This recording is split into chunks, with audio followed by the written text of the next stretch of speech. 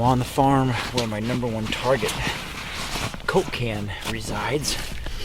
And last night on the 19th, after the snow ended, I came out here to fly the drone over this soybean, clover, and turnip plot. I saw a total of about 55 to 60 maybe deer, including Mr. Big, and he was missing some headgear. So I got done with work early tonight, about 10 after 4, and hit the road, came out here, and I want to just hit this bedding area real quick. I only hit maybe 5 or 6 trails, and then I worked my way down to the beans. The things working against me are about 2.5 inches of snow, and it's sunny out, and I'm running out of daylight. So I'm gonna come back tomorrow mid-morning and really pound this pretty good. But I just found a shed about 40 minutes into it after working this ridge up on top here, getting a little discouraged, you know, with the conditions and lack of time. And I went down the hill and started zigzagging back and forth up and down some of these deer trails in the tall grass that borders next to my beans and whitetail, imperial clover, and turnip plot. So I started that, but that's quite the daunting task because it's pretty big. So I'm going to save that for tomorrow and after the snow melts. But before I turned around to come back and work my way down along the creek and then head back towards the truck, I know that deer, they love to bed right off the food source at night, right? So they leave their bed that they rest in all day. They come down and they work their way into a destination food source, and they'll feed for an hour or so, maybe 45 minutes, and then they'll find a spot, you know, to lay down in some tall grass right on the edge of the plot.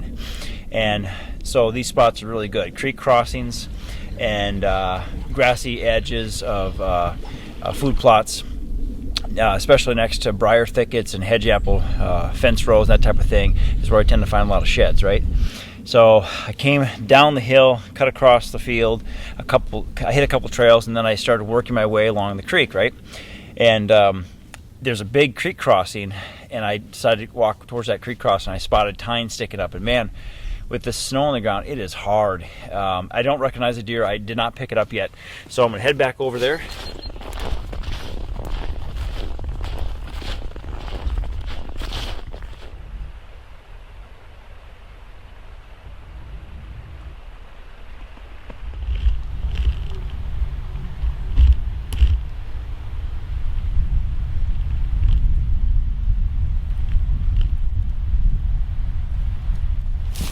You always have to look along the banks to make sure that you don't have a second one that's dropped down into the creek. And when this creek level drops even more, I'll be walking up and down this entire bank for 600-700 yards with the hip boots. But this is a classic creek crossing right here. It's really steep. He maybe ran up from that side, shook his head, and the rest is history. So I don't know this deer. I haven't picked it up yet.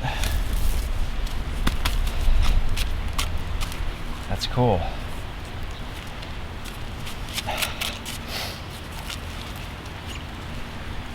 Well, it's not Coke can, but that's a really nice shed, and that's number 12 for the year.